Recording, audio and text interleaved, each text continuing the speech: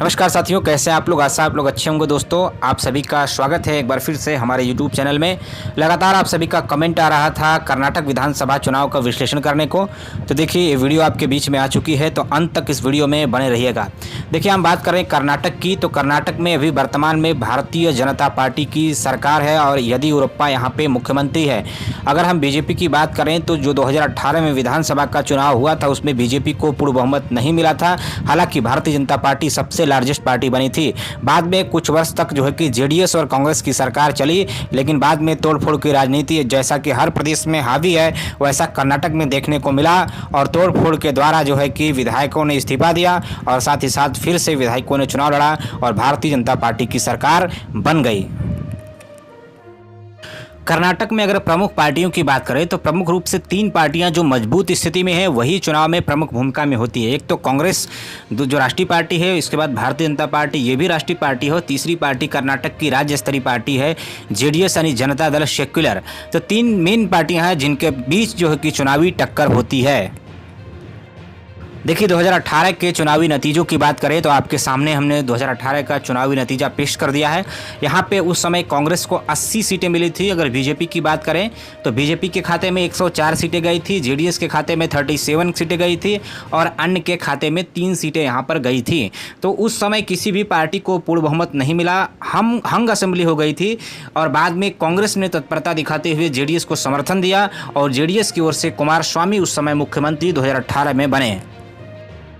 अब हम 2019 के लोकसभा चुनाव के नतीजों के आंकड़े आपके सामने रख देते हैं। ये देखिए, 2019 के चुनाव के आंकड़े हैं। यहाँ पे टोटल जो है कि 28 सीटें हैं लोकसभा की, जिसमें से कांग्रेस को 1 सीट मिली, बीजेपी को 25 सीटें मिली, जेडीएस को 1 सीट मिली और अदर्स को 1 सीट मिली। देखिए, 2018 के विधानसभा चुनाव में जेडीएस और कांग्रेस अकेले चुनाव लड़ी थी, लेकिन 2019 के लोकसभा चुनाव में कांग्रेस और जेडीएस एक साथ मिलकर चुनाव लड़ी थी। एक और चुनावी नतीजा आपको बता देते हैं। जो लेटेस्ट चुनावी नतीजा है 2021 मई में चुनाव हुआ था म्युनिसिपल कॉरपोरेशन का।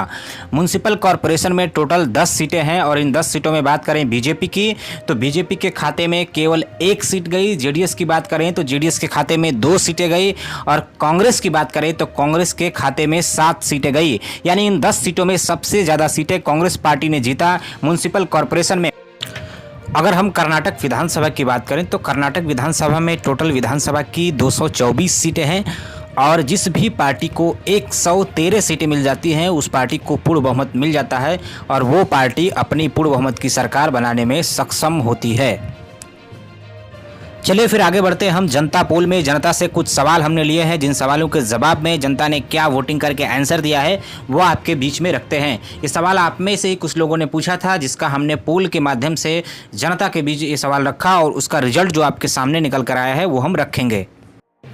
देखिए, जो हमारा पहला सवाल था वो था, क्या कांग्रेस और जेडीएस को आगामी विधानसभा का चुनाव मिलकर लड़ना चाहिए। तमाम लोगों ने सवाल पूछा था। देखिए, यहाँ पर अगर यस की बात करें तो 31% लोग बोल रहे हैं हाँ कांग्रेस और जेडीएस को मिलकर चुनाव लड़ना चाहिए। वहीं अगर नो की बात करें तो 63 यानी 63% लोग चाहते हैं कि कांग्रेस और जेडीएस मिलकर चुनाव ना लड़े। वहीं डोंट नो यानी कह नहीं सकते, ऐसे 6% लोग हैं। तो सबसे ज़्यादा संख्या यहाँ पे कांग्रेस और जेडीएस मिलकर चुनाव ना लड़े ऐसा कहने वालों की है। नेक्स्ट देखिए, दूसरे सवाल की बात करें तो दूसरा सवाल था, कांग्रेस का मुख्यमंत्री उम्मीदवार कौन होना चाहिए। 2 लोग रेस में हैं, सिद्धारमैया और शिव कुमार डीके। तो देखिए, यहाँ पर अगर हम डीके शिव कुमार की बात करें और सिद्धारमैया की तो सिद्धारमैया के पक्ष में 42% लोगों ने वोट किया है, यानी 42% लोगों का मानना है कि सिद्धारमैया को मुख्यमंत्री होना चाहिए। वहीं शिव कुमार डीके के पक्ष में 58% लोगों ने वोटिंग की है, यानी शिव कुमार डीके के पक्ष में ज़्यादा लोग हैं। ज़्यादा लोगों का मानना है कि शिव कुमार डीके को जो है कि अगला मुख्यमंत्री उम्मीदवार कांग्रेस की ओर से बनाया जाना चाहिए। अगला सवाल बेहद महत्वपूर्ण सवाल हमने पूछा है कि 2023 का जो चुनाव होने वाला है, आगामी चुनाव, उसमें कौन सी पार्टी कर्नाटक के अंदर सरकार बना सकती है या जीत सकती है। तो यहाँ पर देखिए, कांग्रेस के पक्ष में 43% लोगों ने वोट किया है, यानी 43% लोगों का मानना है कांग्रेस जीतेगी, बीजेपी जीतेगी। ऐसा कहने वालों का जो कि 36% का आंकड़ा है, यानी 36% लोगों का मानना है कि बीजेपी जीतेगी। जेडीएस के पक्ष में 12% लोगों ने वोट किया है, वहीं अदर्स के पक्ष में 9% लोगों ने वोट किया है। तो यहाँ पे जो है कि कांग्रेस और बीजेपी के बीच में ही जो प्रमुख टक्कर देखी जा रही है 2023 की विधानसभा चुनाव में। चलिए अब इस ओपिनियन पोल में हम सीटों का आंकड़ा आपको बता देते हैं, कौन सी पार्टी कितनी सीटें जीत सकती है। तो हमारे विश्लेषण के अनुसार कौन सी पार्टी कितनी सीटें जीतेगी उसकी बात कर लेते हैं। तो सबसे पहली पार्टी की बात करें तो पहली पार्टी है कांग्रेस। कर्नाटक में कांग्रेस पार्टी नंबर 1 पार्टी बन सकती है। वर्तमान में जो स्थिति है उस स्थिति के अनुसार कर्नाटक में जो है कि कांग्रेस पार्टी को सबसे ज़्यादा सीटें मिल सकती है। 107 सीटों के साथ कांग्रेस पार्टी नंबर 1 पर रहेगी। कांग्रेस पार्टी अगर आज के डेट में चुनाव हो तो 107 सीटों के साथ पहले नंबर पर आ सकती है। यानी कांग्रेस ने पहले से ज़्यादा जो है कि इम्प्रूवमेंट अभी वर्तमान में कर्नाटक के अंदर किया है। वहीं वर्तमान सत्ताधारी party Bharatiya Janata party BJP की बात करें तो बीजेपी को जो है कि कुछ सीटों का नुकसान हो सकता है, लेकिन बहुत बड़ी मात्रा में सीटों को नुकसान भाजपा को नहीं हो रहा है। भारतीय जनता पार्टी के खाते में आज के डेट में 84 सीटें जा सकती हैं। यानी 84 सीटों पर भारतीय जनता पार्टी जीत दर्ज कर सकती है। यानी आज के डेट में भी भारतीय जनता पार्टी मजबूत स्थिति में है। वहीं अगली पार्टी की बात करें तो अगली पार्टी है जनता दल सेकुलर यानी जेडीएस को पिछले चुनाव में भी गंभीरता से मीडिया चैनल्स ने नहीं लिया, लेकिन जेडीएस ने काफ़ी अच्छा कमाल किया। मैसूर के इलाके में जेडीएस को काफ़ी ज़्यादा सीटें मिली। और अगर इस बार की भी बात करें तो आज की जो स्थिति है वहाँ पर आज भी जेडीएस ने अपनी पकड़ बना के रखी है। जेडीएस के खाते में आज भी 27 यानी 27 सीटें जा सकती है। 27 सीटों के साथ जेडीएस आज भी अपना किला बचाने में कामयाब दिखाई दे रही है।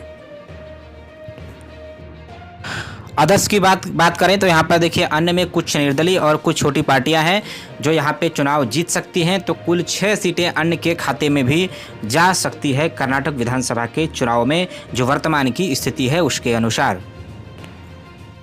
तो फाइनल टैली आप दे सकते हैं यहाँ पे कांग्रेस के खाते में 107, बीजेपी के खाते में 84, जेडीएस के खाते में 27 और अन्य के खाते में 6 सीटें जाती हुई दिखाई पड़ रही हैं। तो ये था हमारा कर्नाटक विधानसभा चुनाव का opinion poll. Next opinion poll हमारा जल्द ही जो 2022 में विधानसभा चुनाव होने आने वाले हैं कई राज्यों में, उनका हम देने वाले हैं। आप भी कमेंट करके बताइए कि किस राज्य का ओपिनियन पोल जल्द से जल्द हम अपलोड करें। थैंक यू, फिर मिलते हैं आपसे नेक्स्ट वीडियो में। धन्यवाद। चैनल को सब्सक्राइब करें और वीडियो को ज़्यादा से ज़्यादा अपने दोस्तों में शेयर करें।